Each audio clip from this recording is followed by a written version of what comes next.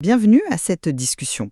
Aujourd'hui, on va parler d'une histoire assez fascinante, je trouve, celle du youtubeur Ivan Casta. Il a tenté un truc un peu fou. Pendant 30 jours, il a suivi le régime anti-vieillissement hyper médiatisé et, disons-le, très strict du multimillionnaire Brian Johnson. Vous savez, le fameux Blueprint. Son but affiché, basé sur un premier test d'âge biologique, vous savez, ces analyses d'ADN, l'épigénétique qui estiment notre âge cellulaire, c'était de rajeunir. Il avait 31 ans, selon ce test, il voulait faire moins.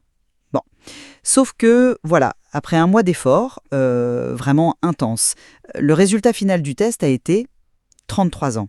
Il aurait vieilli, en gros. Le dissident. Oui, c'est pour le moins déroutant comme résultat, et ça pose parfaitement notre question du jour en fait. Pied, alors qu'il dit lui-même avoir ressenti des améliorations physiques.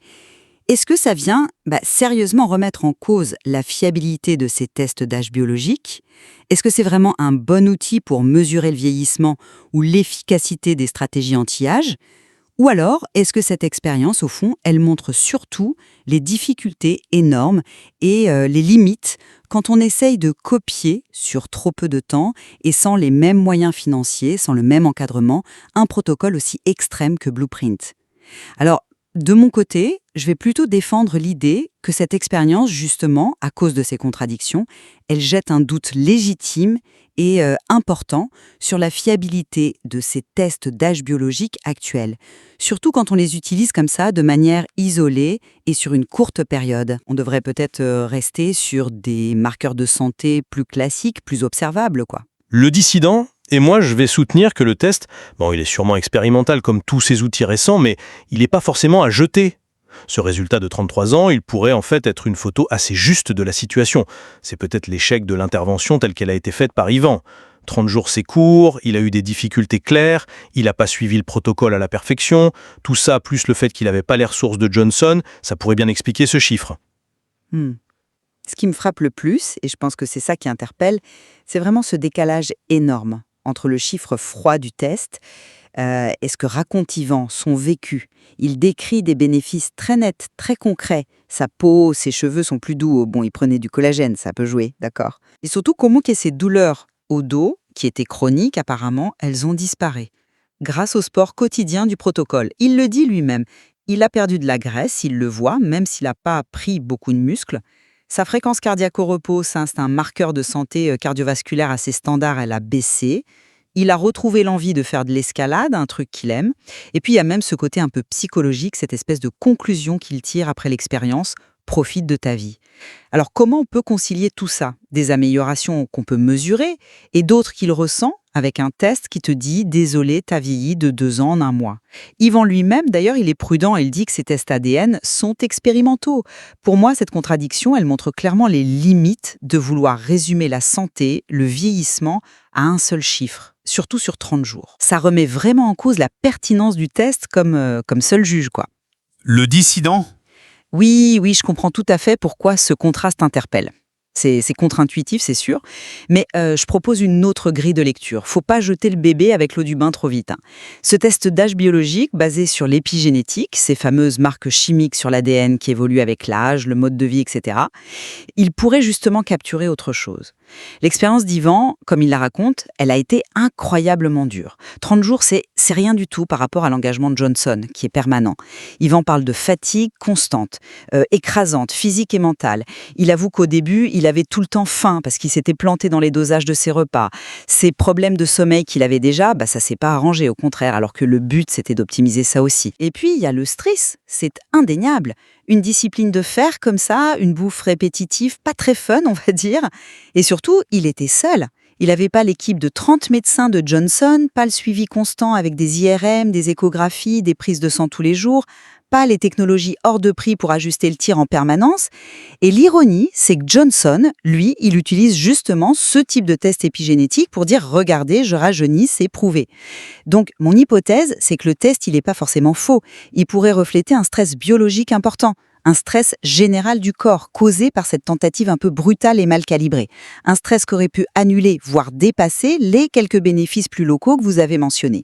Les conditions d'expérience d'Ivan, c'était juste pas du tout celles de Blueprints en fait. Vous parlez de stress systémique, c'est une piste, d'accord, mais si ce test mesure surtout le stress aigu d'une expérience difficile, est-ce qu'on peut encore vraiment l'appeler un test d'âge biologique? L'âge biologique, on imagine ça comme quelque chose de plus fondamental, qui bouge plus lentement, non? Comment un marqueur qui est censé refléter notre vitesse de vieillissement pourrait faire un bond de 2 ans en un mois, alors qu'en même temps, des indicateurs de santé reconnus, la fréquence cardiaque, la composition corporelle, la disparition de douleurs chroniques, eux, ils s'améliorent? Est-ce que c'est pas justement la preuve que le test est soit trop sensible aux fluctuations, soit qu'il mesure qu'une toute petite partie du vieillissement, peut-être juste l'effet du stress sur la méthylation de l'ADL, mais pas l'état de santé global? Ou alors il manque de précision, tout simplement, surtout sur une période si courte. C'est un peu une boîte noire, ces algos d'âge biologique vendus dans le commerce. Qu'est-ce qui mesure vraiment au final? Le dissident. Vous touchez justement à la complexité de la biologie du vieillissement. C'est pas un truc simple et linéaire. L'âge biologique lui-même, c'est un concept composite. Les horloges épigénétiques actuelles, comme celles utilisées dans ces tests, elles regardent les changements de méthylation de l'ADN à des endroits précis du génome. Et on sait que ces profils de méthylation, ils peuvent être influencés par plein de choses. L'alimentation, l'exercice, oui, mais aussi le stress chronique, le manque de sommeil, l'inflammation. Donc c'est pas aberrant, biologiquement parlant, d'imaginer un scénario où le stress intense et prolongé de l'expérience d'Ivan, la fatigue, la restriction calorique mal gérée, le sommeil perturbé, ait pu avoir un impact négatif sur ces marqueurs épigénétiques spécifiques, même si en parallèle, faire plus de sport, améliorer son cœur ou sa sensibilité à l'insuline. Différents systèmes du corps peuvent réagir différemment, et pas à la même vitesse. Le test épigénétique aurait peut-être capté l'impact négatif du stress global, pendant que les autres mesures montraient des adaptations positives plus locales ou fonctionnelles. Le côté expérimental qu'Yvan mentionne, il s'applique donc autant au test qu'à son intervention elle-même. C'était une tentative isolée de copier un écosystème hyper complexe. Bon, admettons cette dissociation possible. Mais quand même, l'effort fourni par Yvan, il est énorme. Un régime alimentaire super strict calculé au gramme près, 1 heure de sport par jour sans exception, plein de suppléments tous les jours. Même si c'était pas parfait, c'est un changement de vie radical par rapport à quelqu'un de normal. Si ces tests d'âge biologique sont vraiment sensibles aux interventions censées ralentir le vieillissement, c'est quand même ça qu'on nous vend avec ces outils. On devrait s'attendre à voir au moins une stabilisation ou une petite tendance positive, même sur 30 jours, non? Le fait qu'il n'y ait aucun signal positif, et pire, cette inversion spectaculaire, ça pose quand même de sérieuses questions sur leur capacité à servir d'outils de suivi pertinents pour des interventions même intenses à court terme. Peut-être qu'ils sont fiables que sur des années, ou peut-être qu'ils capturent qu'une partie très spécifique du vieillissement et qu'ils ratent plein d'autres choses. Le fait que son cœur aille mieux, que son dos aille mieux, ça c'est réel, c'est tangible comme amélioration de santé. Pourquoi le test irait pile dans le sens inverse?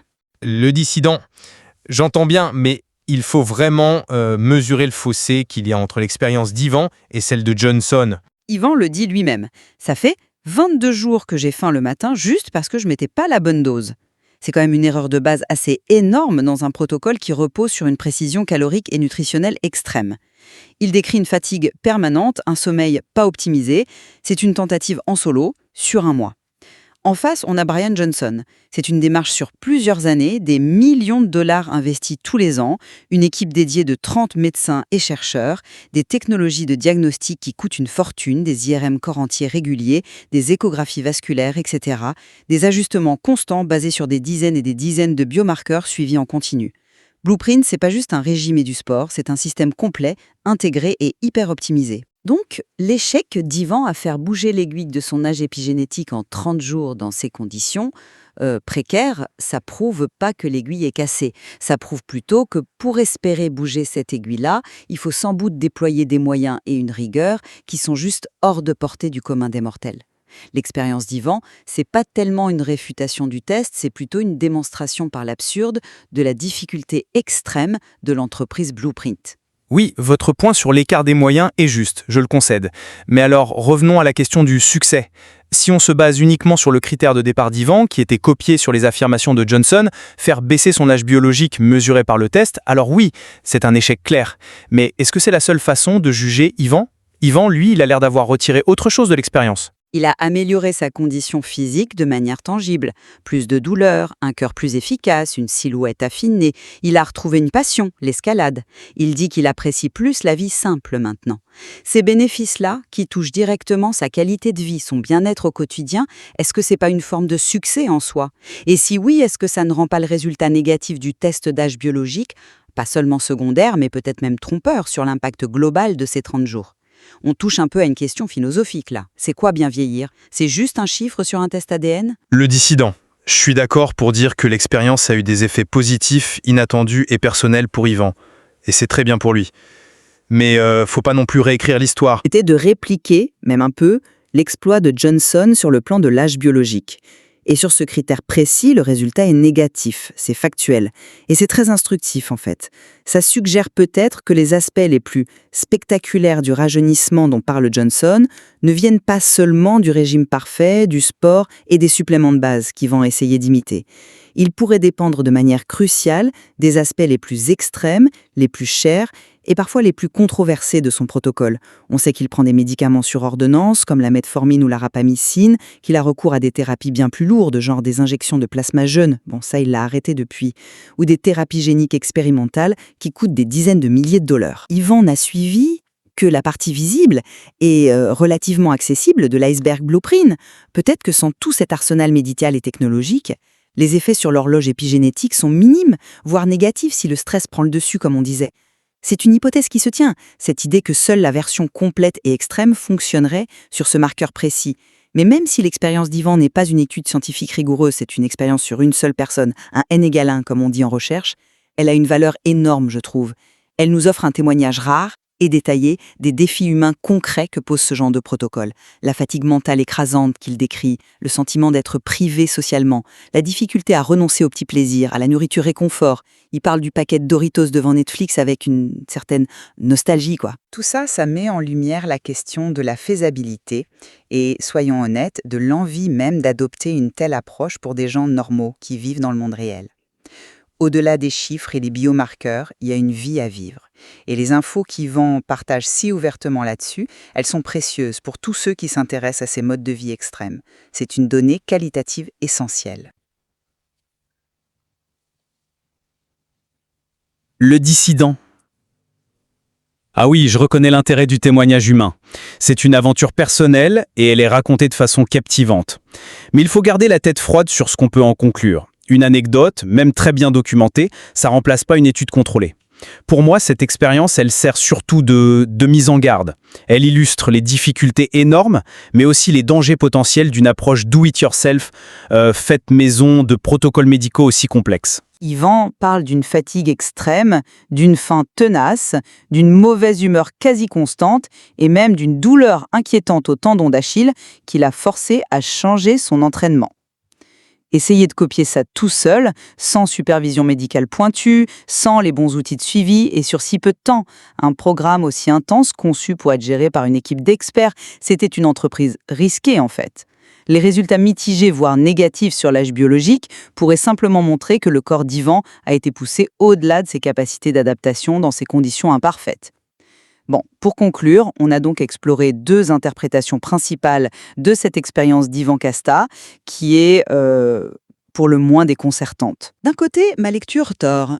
La contradiction flagrante entre l'âge biologique qui augmente sur le test et les améliorations de santé réelles qu'il a constatées nous oblige à questionner sérieusement la fiabilité, la pertinence de ces tests épigénétiques comme mesure unique et à court terme du vieillissement ou de la santé. Le dissident. Et de l'autre côté, ma perspective, qui voit dans ces mêmes résultats non pas la preuve que le test est invalide, mais plutôt une confirmation. La confirmation que pour obtenir les résultats spectaculaires dont parle Brian Johnson, il faut une adhésion quasi parfaite sur le long terme à un protocole incroyablement complexe, cher et soutenu par une technologie de pointe. L'échec d'Yvan sur ce critère spécifique montrerait donc surtout les limites de sa tentative et les défis énormes pour répliquer Blueprint. On est probablement d'accord sur un point. Ces tests d'âge biologique restent, comme le dit Yvan lui-même, assez expérimentaux. Et son aventure personnelle, elle nous donne un tableau complexe, avec du bon et du moins bon. Notre désaccord principal, finalement, il porte sur l'origine de ce tableau mitigé. Est-ce que c'est l'outil de mesure qui est défaillant ou pas adapté? Ou est-ce que c'est l'intervention elle-même, telle qu'Yvan a pu la faire, qui n'a pas eu les effets attendus sur ce marqueur précis? Le dissident.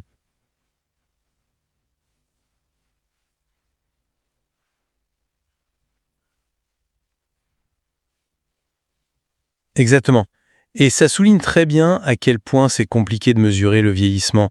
C'est sans doute illusoire de vouloir le résumer à un seul chiffre. Une vision complète demanderait d'intégrer plein de dimensions. Les données biologiques fines comme l'épigénétique, bien sûr, mais aussi les marqueurs fonctionnels classiques, le ressenti subjectif du bien-être, et sans oublier les aspects très concrets de faisabilité, de coûts financiers et de coûts humains. Finalement, l'expérience d'Yvan nous laisse peut-être avec cette question essentielle.